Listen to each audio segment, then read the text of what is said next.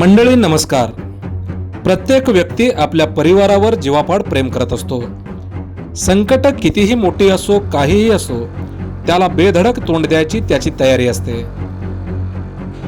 कित्येक वेळा आपण सर्वांनी पाहिलं असेल, आपल्या आईला किंवा वडिलांना किंवा पत्नीला, बहिणीला, भावाला किंवा मुलांना वाचवताना कित्येक तरुणांचा जीव गेला आहे.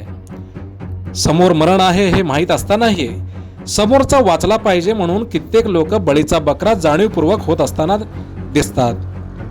यामागे कारण एकच असतो की आपलं माणसं सुरक्षित राहिली पाहिजेत. हेच या घटनेतून सिद्ध होत आहे. सध्या सोशल मीडियावर एक व्हिडिओ व्हायरल होत आहे, ज्यामध्ये शेतात काम करणाऱ्या एका शेतकऱ्यावर एका बिबट्याने अचानक हल्ला केला. बिबट्याने ज्यावेळेस शेतकऱ्यावर हल्ला केला त्यावेळेस त्या शेतकऱ्यासोबत त्याच्या शेतामध्ये त्याची 2 लहान मुले आणि पत्नी देखील त्या ठिकाणी उपस्थित होती.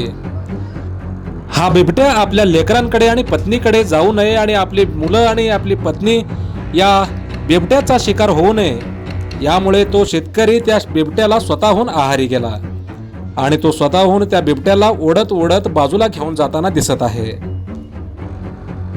हा धक्कादायक आणि अंगावर काटा आणणारा दृश्य पाहून तुमचाही शरीराचा थरकाप उडल्याशिवाय राहणार नाही.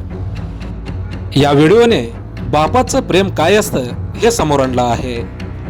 ही घटना धक्कादायक आहे, यात वाद नाही, पण बाप म्हणून ज्या शेतकऱ्याने हे केलं ते फक्त बापच करू शकतो हे मात्र नक्की.